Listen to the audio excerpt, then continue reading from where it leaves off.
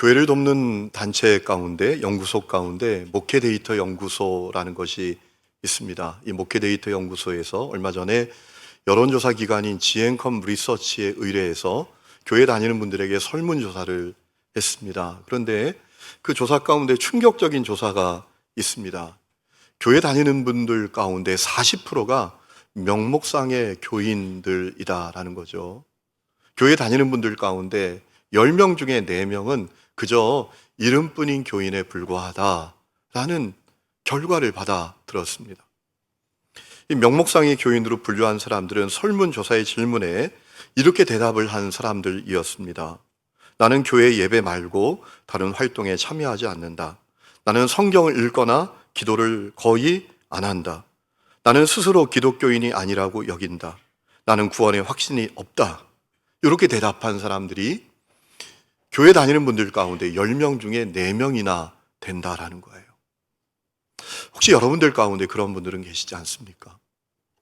여러분, 이 설문조사 가운데 또 중요한 특징이 있는데 이 명목상의 교인으로 분류된 사람들 대부분이 주로 직분이 없는 사람들이었다라는 거예요. 여러분, 저는 이 결과를 보면서 그런 마음이 들었습니다. 주님의 마음과 우리의 마음은 얼마나 다른가? 주님이 약속하신 바와 주님이 계획하신 바와 또 우리의 현실은 얼마나 다른가? 여러분, 십자가 복음으로 주님이 우리를 구원해 주시고 하나님의 자녀로 삼아 주셨습니다. 우리를 향한 주님의 계획은 뭡니까? 우리가 날마다 주님과 동행하며 은혜가 풍성한 삶을 사는 것이잖아요. 요한복음 7장 37절에 예수님 말씀하셨습니다. 누구든지 목마르거든 내게로 와서 마시라. 나를 믿는 자는 성경의 이름과 같이 그 배에서 생수의 강이 흘러나오리라. 그것이 우리를 향한 주님의 계획이라는 거예요. 그저 우리가 이름뿐인 교인이 아니라 날마다 주님과 동행하고 참된 행복과 만족을 누리고 성령으로 충만한 그런 사람이 되기를 원하는 것이 주님의 계획이라는 겁니다. 그런데 교회 안에 10명 가운데 4명이 이름뿐인 교인에 머물러 있으니 얼마나 참 안타까운 일입니까? 그뿐만인가요? 우리를 향한 주님의 계획은 우리가 주님을 잘 따라가면서 주님을 섬기고 또 교회 공동체를 섬기고 세상을 섬기면서 선한 영향력을 발휘하고 빛과 소금으로 사는 것이 아니겠습니까? 여러분, 요한복음 12장 24절에 보면 예수님 말씀하셨습니다. 내가 진실로 진실로 너희에게 이르노니 한 알의 밀이 땅에 떨어져 죽지 아니하면 한 알 그대로 있고 죽으면 많은 열매를 맺느니라. 사람이 나를 섬기려면 나를 따르라. 나 있는 곳에 나를 섬기는 자도 거기 있으리니 사람이 나를 섬기면 내 아버지께서 그를 귀히 여기시리라. 우리 주님 십자가의 길을 가셨습니다. 섬김의 길을 가셨습니다. 우리를 향한 주님의 계획은 우리도 그 주님을 따라가는 거예요. 그 십자가의 길, 그 섬김의 길을 따라가는 것이 구원받은 성도를 향한 주님의 계획이란 말이에요. 그런데 교회 안에 있는 성도들 중에 10명 가운데 4명이 이름뿐인 교인에 머물러 있다니 얼마나 참 안타까운 일인가요? 여러분, 신앙생활 한 번뿐입니다. 한 번 신앙생활 하다가 주님 앞에 가는 겁니다. 그러므로 예수 잘 믿어야 합니다. 여러분, 불현듯 인생의 끝이 우리에게 다가옵니다. 그리고 주님 앞에 서게 됩니다. 그러니까 예수 잘 믿어야 합니다. 이름뿐인 교인이 아니라 주님을 사랑하는 성도, 주님 따라가는 성도, 날마다 은혜 충만한 믿음의 길을 걷는 성도가 되어야 합니다. 오늘 여러분에게 그럴 마음은 있으신가요? 여러분, 예수님께서 빌립보로 가이사랴 지방에 가셨을 때 제자들에게 갑자기 질문을 하나 하십니다. 사람들이 인자를 누구라고 하느냐? 여러분, 이 가이사랴 빌립보 지역은 어디입니까? 이스라엘에서 가장 북쪽에 있는 지역입니다. 구약에는 이곳을 라이스라고 부르기도 하고 단이라고도 부르기도 했죠. 여러분, 이곳은 우상숭배의 장소가 되었습니다. 북이스라엘의 초대 왕인 여로보암이 거기에 금송아지 세워놓고 사람들도 하여금 그 금송아지를 섬기게 한 그때부터 우상숭배의 장소가 되었습니다. 예수님 당시에는 성경에 나오는 아구스토라는 인물이죠. 로마의 첫 황제 옥타비아누스를 말하는데 그를 신으로 섬기는 큰 신전을 만들어 놓고 그를 숭배하게 했던 장소였어요. 여러분, 예수님께서 그 장소에 가셔서 사람들이 나를 누구라 하느냐라고 물으셨던 것은 상당히 의미심장한 질문이셨습니다. 이런 질문이었던 겁니다. 모두가 주로 자기를 왕으로 행세하는 이 현실에서 너희들은 오직 나를 주로 고백하고 섬길 수 있겠는가? 너희들은 나를 왕으로 고백하고 섬길 수 있겠는가? 그것을 물으셨던 거예요. 여러분, 오늘 우리의 현실도 똑같습니다. 오늘 우리 주위를 돌아보면 세상엔 왕으로 행세하는 것들의 천지입니다. 돈이 왕으로 행세합니다. 내가 왕이라고 합니다. 성공이 왕으로 행세합니다. 권력자들이 왕으로 행세합니다. 정치가 왕으로 행세합니다. 철학이 왕으로 행세합니다. 이데올로기가 왕으로 행세합니다. 우리 주위를 둘러보면 자기가 왕이라고 행세하는 것들이 가득합니다. 여러분, 이런 현실 가운데 우리는 오직 주님만을 주로 고백하고 주님만을 왕으로 고백하고 섬길 수 있겠는가? 여러분, 그렇게 하는 사람들이 모인 공동체가 있죠. 교회입니다. 오직 주님만을 왕으로, 주님만을 주로 고백하는 사람들의 공동체가 있습니다. 교회입니다. 여러분, 제자들이 예수님께서 사람들이 인자를 누구라 하느냐라고 물으시자 뭐라고 대답하죠? 더러는 세례 요한, 더러는 예레미야, 더러는 선지자 중에 하나라 합니다. 그러자 주님이 물으시죠. 너희는 나를 누구라고 하느냐? 그때 베드로가 대답합니다. 주는 그리스도십니다. 살아계신 하나님의 아들이십니다. 그렇게 대답하자 주님이 그 대답을 너무 기뻐하시면서 그 반석 위에 베드로의 그 신앙 고백이 있는 곳에 주님의 교회, 내 교회를 세우리라 라고 하셨습니다. 여러분, 우리는 예수님 말씀을 통해서 아주 중요한 사실을 깨닫게 됩니다. 교회는 모두가 자기를 왕으로 주로 행세하는 세상에서 오직 주님만을 주로 왕으로 고백하고 섬기는 사람들이 모인 공동체다라는 거예요. 여러분, 그렇기 때문에 주님께서 교회에 놀라운 권세를 주십니다. 오늘 18절 말씀을 보면 음부의 권세가 이기지 못하는 권세를 주신다라고 하셨습니다. 19절 말씀을 보면 땅에서 매면 하늘에서도 매이고 땅에서 풀면 하늘에서도 풀리는 그런 권세를 주신다고 하셨습니다. 교회에 엄청난 권세를 주신다고 하셨습니다. 여러분, 이 권세가 얼마나 실질적인 권세인지 우리는 세계 지도를 펼쳐보면 알게 됩니다. 참 이상합니다. 똑같은 지구촌인데 교회 하나 있고 없는 것으로 그 땅의 운명이 달라집니다. 똑같은 땅이에요. 그런데 교회 하나 있고 없는 것으로 그 땅의 운명이 달라지지 않습니까? 그러니까 주님께서 교회에 얼마나 놀라운 권세, 위대한 권세를 주셨는지 우리는 확인할 수 있는 거예요. 여러분, 교회가 세워지면 교회가 가진 권세를 통해서 그 땅에 놀라운 일이 일어나요. 어둠이 떠나가고 저주가 떠나가고 빛이 임하고 희망이 시작되는 역사가 일어나요. 우리가 세계 지도를 펼쳐보면 다 알게 됩니다. 사람들이 가서 살고 싶어하는 나라, 이민 가고 싶어하는 나라, 다 교회가 있는 땅 아닙니까? 자, 그렇다면 교회는 어떻게 그 놀라운 권세를 사용할 수 있나요? 그러기 위해서 반드시 필요한 사람들이 있습니다. 누구죠? 직분자들, 주님의 일꾼들입니다. 여러분, 부활하신 예수님께서 승천하시고 성령님이 강림하시고 주님 말씀하신 교회가 시작이 됐습니다. 그리고 그 교회가 날마다 놀라운 영향력을 발휘하면서 부흥해 갔습니다. 사도행전 2장 41절 말씀 보면 성령 받은 베드로가 복음을 전할 때 신자가 3,000명이 더해졌다라고 했습니다. 사도행전 2장 47절 말씀 보면 주께서 구원받는 사람을 날마다 더하게 하셨다라고 했습니다. 사도행전 4장 4절 말씀을 보면 말씀을 들은 사람 가운데 믿는 자가 많으니 남자의 수가 약 5,000이나 되었다라고 했습니다. 사도행전 5장 14절 말씀 보면 믿고 주께로 나오는 자가 더 많으니 남녀의 큰 무리였다라고 했습니다. 사도행전 6장 1절에 보면 그때의 제자가 더 많아졌다라고 했습니다. 여러분, 이 말씀은 단순히 교인 숫자 늘어났다는 말씀이 아니에요. 교회를 통하여 놀라운 역사가 일어났다라는 겁니다. 교회를 통해서 묶인 자들이 풀려나고 저주 가운데 사로잡혔던 사람들이 해방되고 눌린 자가 자유케 되는 그 역사들이 그 땅들 가운데 일어났다 이 말이에요.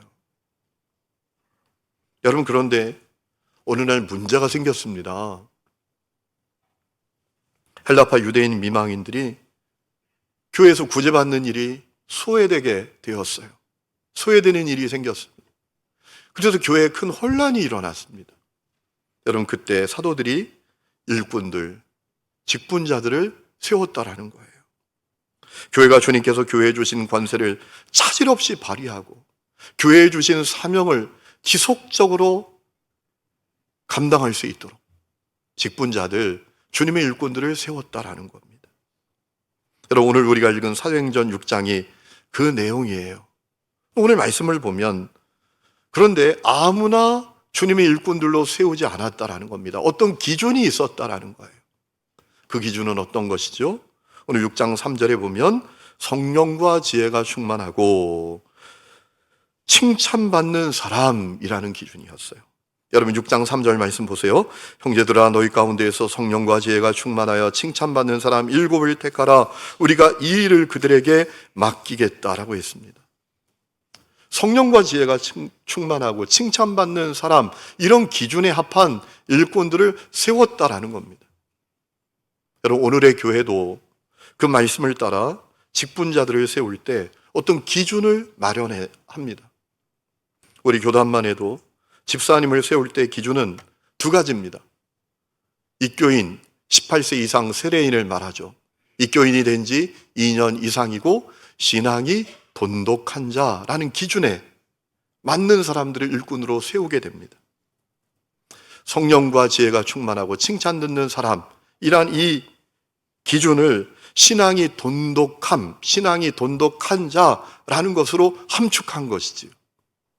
자, 그렇다면 이렇게 생각해 볼 수 있어요. 여러분, 누가 신앙이 돈독한 자죠? 돈독하다라는 말의 뜻은 어떤 것입니까? 도탑고 성실하다, 그런 뜻이죠. 다시 말해서 신앙이 깊고 성실하다, 이런 의미겠죠. 그렇다면 어떤 사람이 신앙이 깊고 성실한 사람인가요? 잘 몰라요. 여러분, 저는 목회를 하면서 이럴 때가 많거든요. 어떤 분은 참 믿음이 좋은 줄 알았어요. 신앙이 깊고 성실한 줄 알았어요. 그런데 알고 보니까 믿음이 하나도 없어. 어떤 분은 믿음이 하나도 없는 줄 알았는데 아주 신앙이 깊고 성실한 분이 있더라고요. 잘 몰라요. 사실 내가 신앙이 돈독한지는 다른 사람은 모르고 내 자신이 압니다. 내가 날마다 주님과 동행하는지, 내가 예수를 나의 주 나의 그리스도로 정말 고백하고 주님과 동행하고 사는지, 내 신앙이 깊고 성실한지 내 자신이 가장 잘 알잖아요. 그렇죠? 그 다음에 내 가족들이 알고.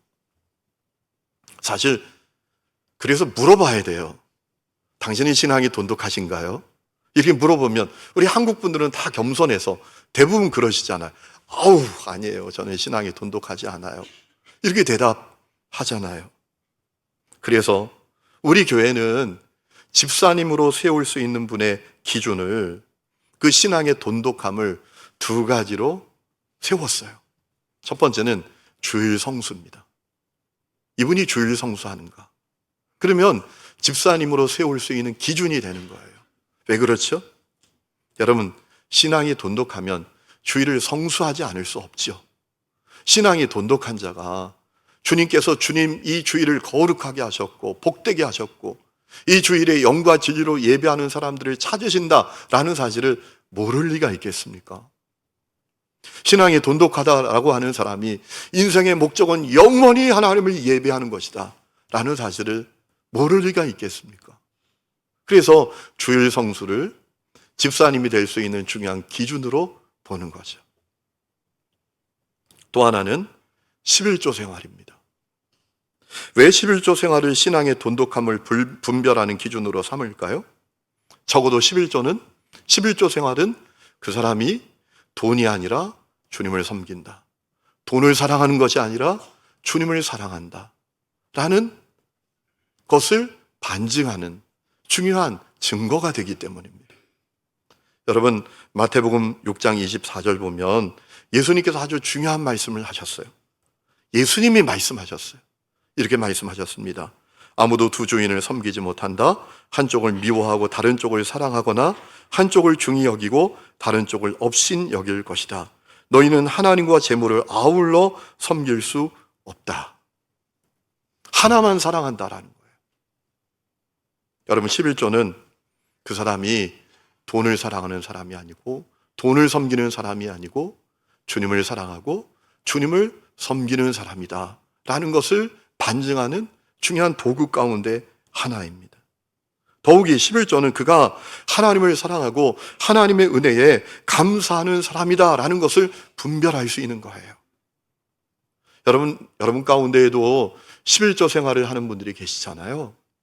여러분 11조 왜 하시죠? 여러분 11조 왜 합니까?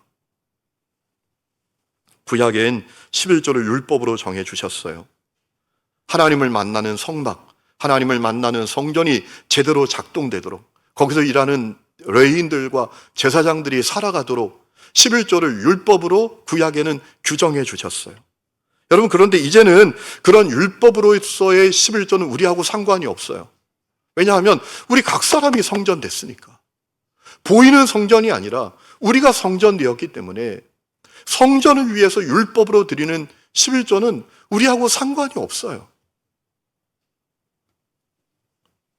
여러분, 우리가 11조를 드리는 이유가 뭐죠? 하나님을 사랑하고 하나님의 은혜에 감사하기 때문입니다. 여러분, 사랑하면 다 주고 싶어요. 어제도 저희 둘째 녀석이 생일이었거든요. 아침에 미역국을 끓여 먹고 요만한 케이크 하나 사다가 축하한다고 촛불을 껐어요. 그리고 제가 잃어버렸어요. 저녁 때 생일이었지.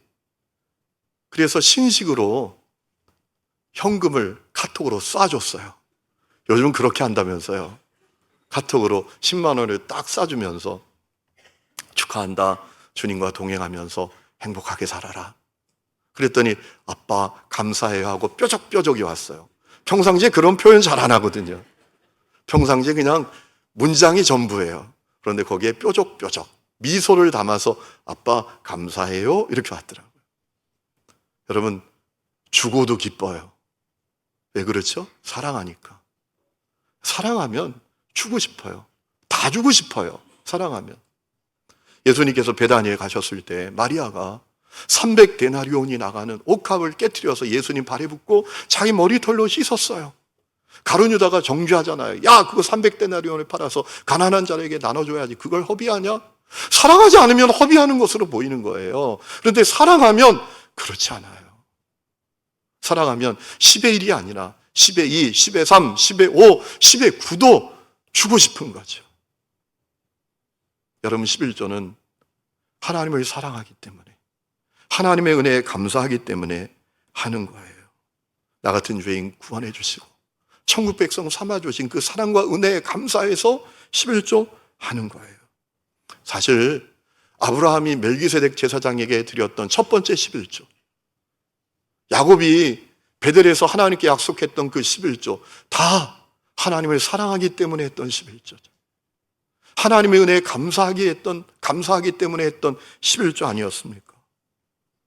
여러분, 만일 여러분 속에 11조가 아까운 마음이 있고 그저 율법으로 11조 한다면 11조 하지 마세요. 하나님은 돈이 부족한 분이 아니세요. 그런 11조 안 받으세요.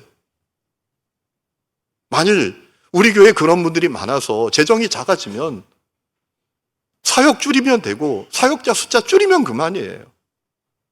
정말 우리에게 하나님이 원하시는 것은 하나님을 사랑하기 때문에, 내게 주신 하나님의 은혜가 너무나 감사하기 때문에 하나님께 드리는 사람이 주님이 우리가 되기를 원하시는 거죠.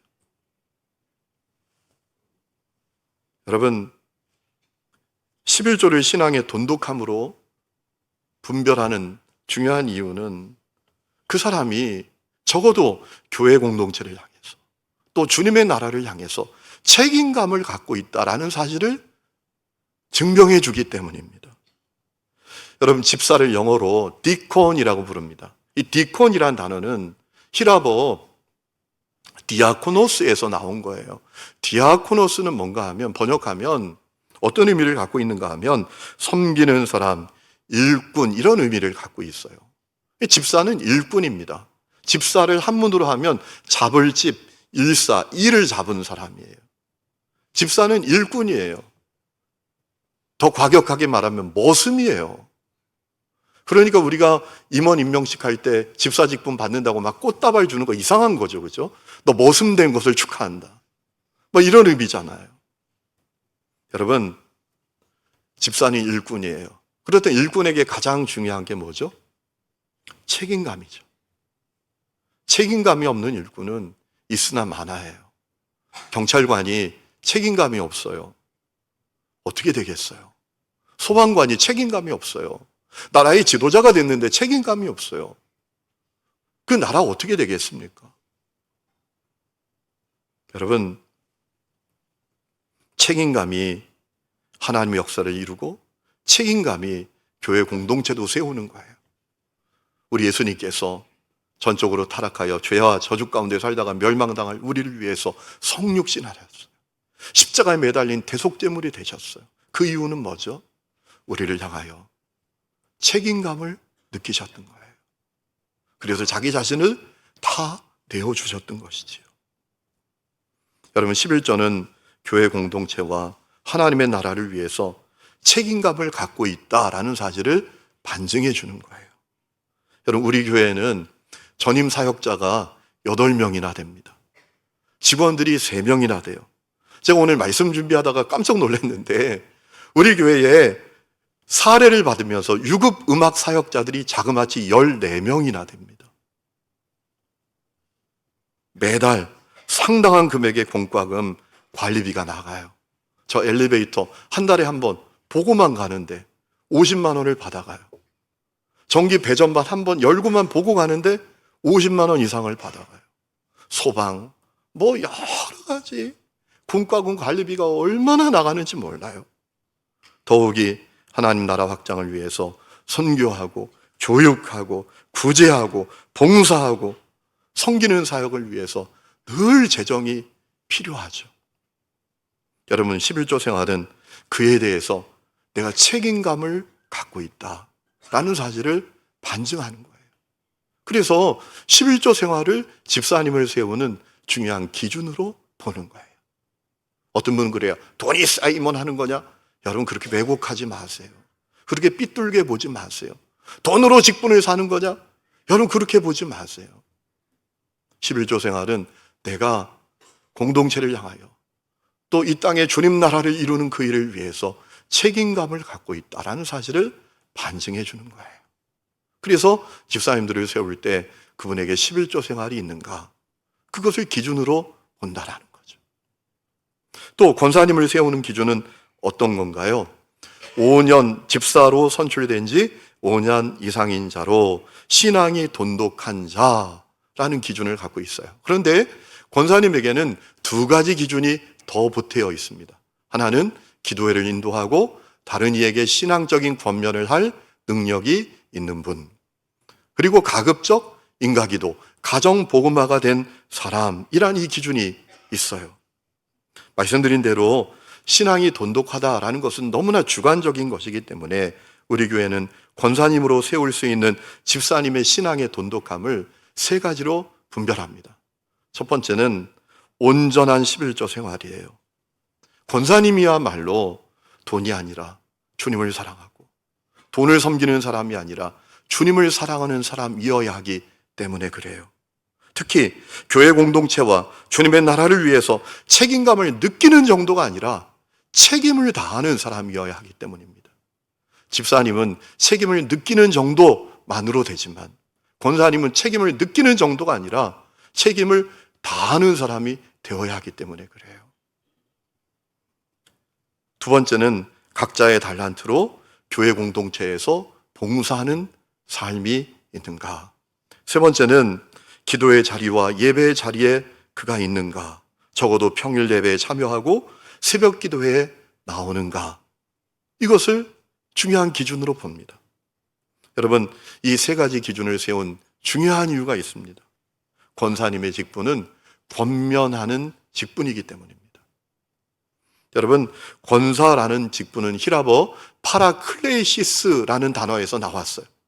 이 파라클레이시스라는 단어의 뜻은 어떤 것인가 하면 권면, 위로, 격려 이런 뜻을 갖고 있습니다.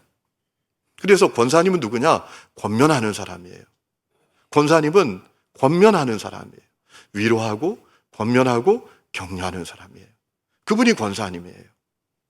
자, 그러면 이렇게 생각해 볼 수 있죠. 여러분, 누가 권면할 수 있나요? 누가 어떤 사람에게 권면할 수 있죠? 중요한 조건이 하나 있습니다. 내가 먼저 행하는 사람이에요. 생각해 보세요. 나도 안 하는 걸 누구에게 권면하겠어요? 그렇죠? 나도 안 하는 걸 누구에게 권면할 수 있겠어요? 나도 안 하는 걸 누구에게 권면하면 그 권면을 받는 사람이 어떻게 반응할까요? 자기도 안 하면서 자기나 잘하지? 이렇게 되지 않겠습니까? 그렇죠? 내가 먼저 행해야 권면할 수 있는 거죠.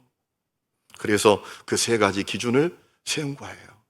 온전한 11조 생활, 교회에서 섬기는 생활, 세 번째 예배의 자리, 기도의 자리에 있는 생활을 기준으로 보는 거예요. 여러분, 이 권사님의 모델이 있습니다. 바나바입니다.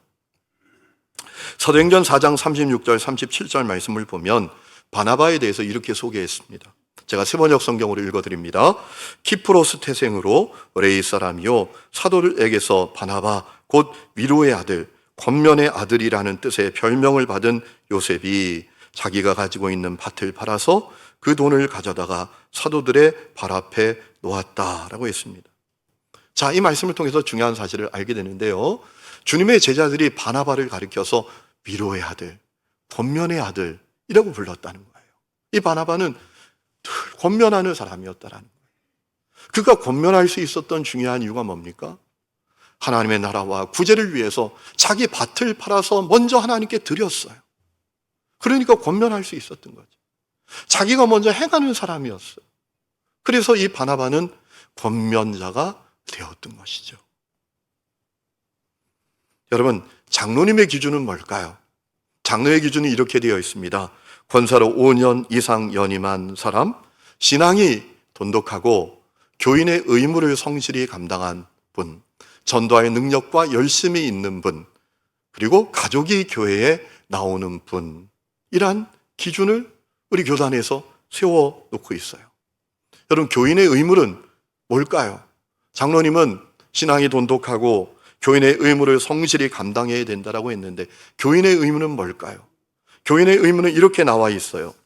첫째, 예수님을 사람들에게 증거한다. 두 번째, 매일 성경을 읽는다. 세 번째, 예배, 기도회, 순부흥회, 그 밖에 모든 은혜 받는 집회에 참여한다.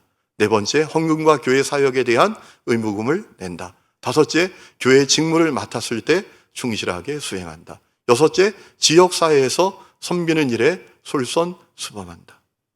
여러분, 이 여섯 번째 기준이 참 중요한 것 같아요. 그동안 한국교회는 그저 교회만 열심히 다니고 교회 일만 열심히 하면 장로님으로 세웠는데 그래서 문제가 된 거예요. 진짜 필요한 것은 사회에서, 삶의 자리에서, 가정에서, 직장에서 선한 영향력을 발휘해야 돼요. 솔선수범하며 빛과 소금으로 살아야 돼요. 이것이 교인의 의무라는 거예요. 여러분, 이 장로님들에겐 한 가지 필수적인 조건이 더 제시되죠. 가족이 교회에 나오는 이. 왜 그럴까요? 장로님들이 성도들의 모델이 되어야 되기 때문에 그럴까요? 그것은 너무나 소극적인 이유예요. 가족이 교회에 나오는 이라는 기준이 있게 된 아주 적극적인 이유는 뭐냐 하면 영적 일치 때문입니다. 영적으로 일치해야 하기 때문에 그래요. 제가 부산에 사역할 때 교회 부임해 보니까 교회가 계단 99개 위에 있어요. 교회가 다 쓰러져 가요. 교회가 너무나 어려워요.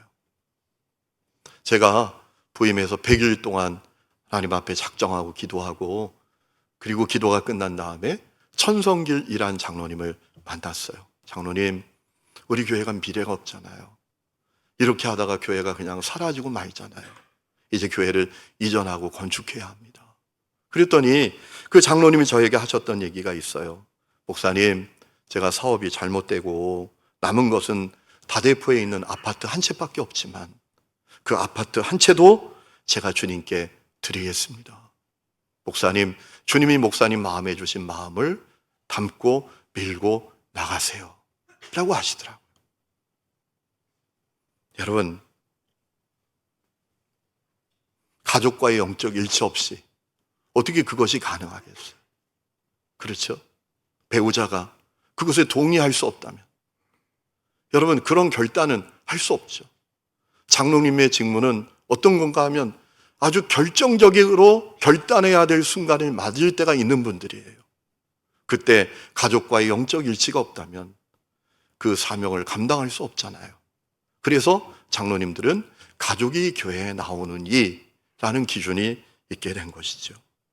자, 예루살렘 교회가 이런 기준을 갖고 성령과 지혜가 충만하고 또 칭찬 듣는 사람, 이분들을 세웠을 때 여러분 얼마나 놀라운 역사가 일어났습니까? 오늘 7절 말씀을 보면 이렇게 되어 있습니다. 하나님의 말씀이 점점 왕성하여 예루살렘에 있는 제자의 수가 더 심히 많아지고 허다한 제사장의 무리도 이 도에 복종하니라 라고 했습니다. 여러분, 주님의 교회에 세워진 일꾼들 때문에 교회 하나 부흥됐다라고 말하는 게 아니에요. 그 지역에 복음이 힘있게 전해져 나갔다. 심지어 예수님을 하나님의 아들이 아니라고 부정하던 제사장들까지도 십자가 복음 앞에 굴복하고 주님께 돌아오는 역사가 있게 되었다라는 거예요. 마태복음 28장에 있는 주님께서 주신 그 위대한 사명, 너희는 가서 모든 족속을 제자로 삼아 아버지와 아들과 성령의 이름으로 세례를 베풀고 내가 너희에게 분부한 모든 것을 가르쳐 지키게 하라라는 그 말씀을 실현하는 교회가 될 수 있었다라는 겁니다. 교회가 교회의 본질을 잃지 않고 교회에 주신 사명을 힘있게 감당할 수 있게 되었다라는 것입니다. 여러분, 이 역사는 지금도 계속되어야 합니다. 그리고 주님 다시 오실 때까지 이 역사는 계속되어야 합니다.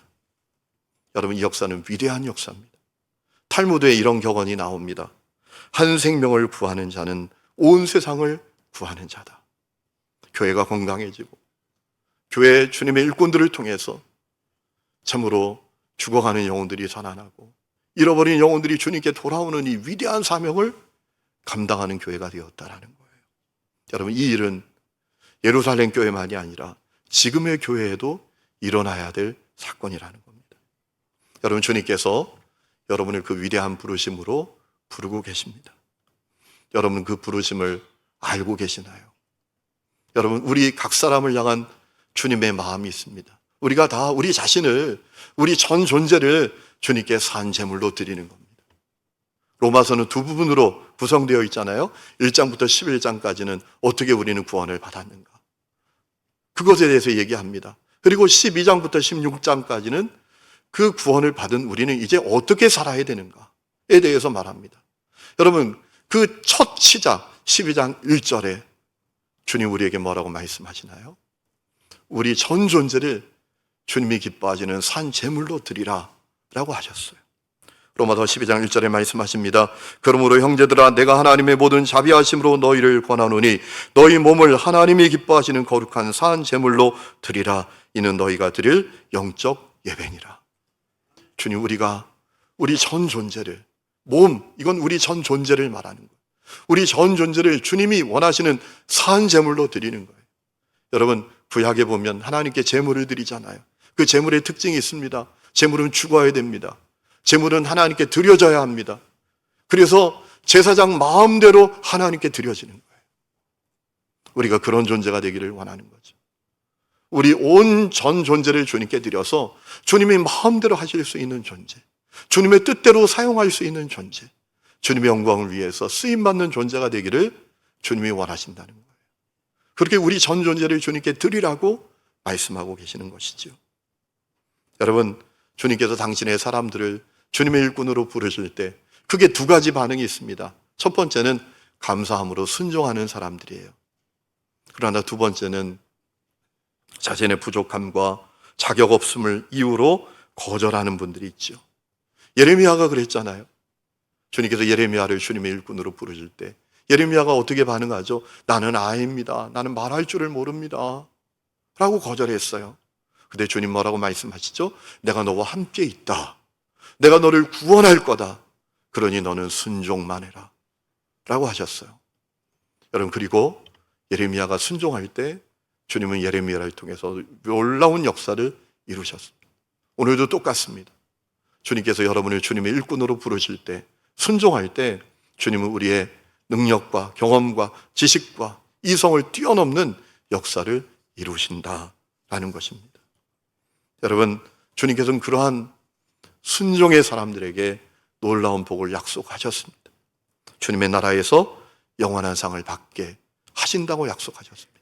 계시록 22장 11절 12절 우리 화면에 띄워드릴 텐데 다 같이 한번 읽어보시면 좋겠습니다. 시작. 불의를 행하는 자는 그대로 불의를 행하고 더러운 자는 그대로 더러운 채로 있어라. 의로운 사람은 그대로 의를 행하고 거룩한 사람은 그대로 거룩한 채로 있어라. 보아라, 내가 곧 가겠다. 나는 각 사람에게 그 행위대로 갚아주려고 상을 가지고 간다. 아멘. 우리는 다 종말론적인 삶을 살고 있습니다. 언제 주님이 우리에게 오실지 모릅니다. 여러분, 이때 우리가 해야 할 길이 무엇입니까?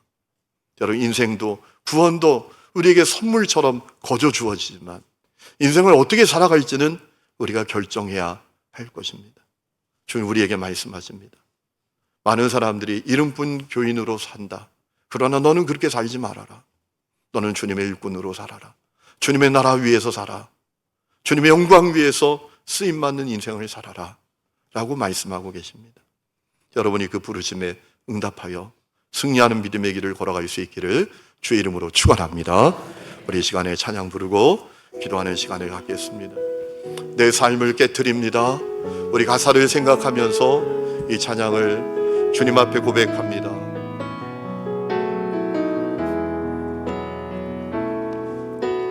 날 위해 십자가에서 깨뜨리신 사랑 오늘도 그 사랑 안에 나 거합니다.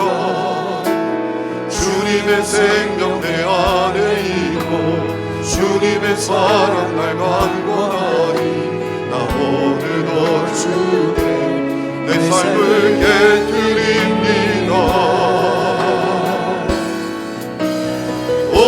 내 삶을 깨뜨립니다. 주 머리 위에 긋습니다. 내 모든 삶과 생명을 주님 받으소서. 오 주여 내 삶을 깨뜨립니다. 주 머리 위에 긋습니다. 주님께 하면 아깝지 않습니다. 날 위해 십자가에서 깨뜨리신 사랑 오늘도 그 사랑 안에 나 거합니다. 주님의 생명 내 안에 있고 주님의 사랑 날 강권하니 나 오늘도 주께 내 삶을 깨뜨립니다. 내 삶을 깨뜨립니다. 주 머리 위에 긋습니다. 내 모든 삶과 생각을 주님 얻으소서. 오 주여 내 삶을 깨뜨립니다. 주 머리 위에 긋습니다. 주님께 하며 우리 다 함께 일어나서 찬양합니다. 오 주여 내 삶을 깨뜨립니다. 오 주여 내 삶을 깨뜨립니다.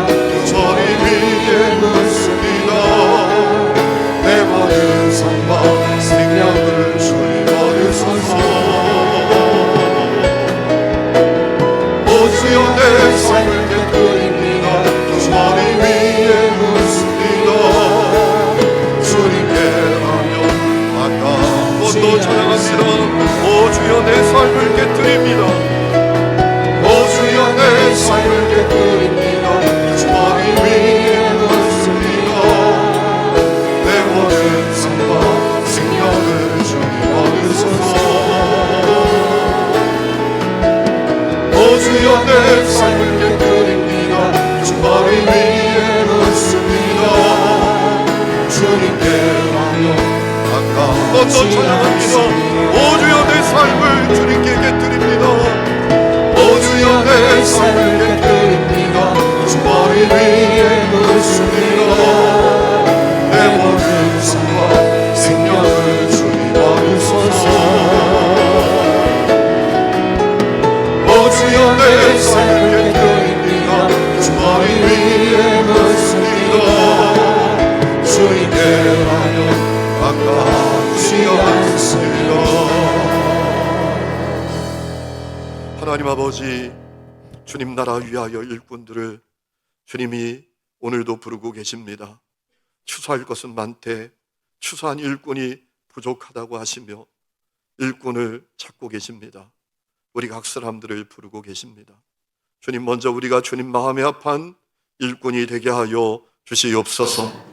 누가 볼 때도 신앙이 돈독한 성도로 서게 하여 주시옵소서. 그저 이름뿐인 교인으로 한평생 인생을 살다가 끝나는 안타까운 인생 되지 않게 해주시고, 하나님 신앙이 돈독하여 주님 나라 위하여 쓰임받는 거룩한 일꾼들이 되게 하여 주시옵소서. 그리하여 하나님 예루살렘 교회가 예루살렘과 온 유대와 사마리아와 땅끝까지, 온 세계 끝까지, 그리고 여기까지 복음을 전했던 것처럼 우리를 통하여 위대한 하나님의 역사가 이루어지게 하여 주시옵소서. 이제는 우리 주 예수 그리스도의 은혜와 하나님 아버지의 놀라운 사랑과 성령의 내주 동행하심이 예배하는 하늘음의 모든 성도들과 그 삶의 모든 부분들 위에 지금부터 영원토록 함께 계시기를 간절히 축원하옵나이다. 아멘.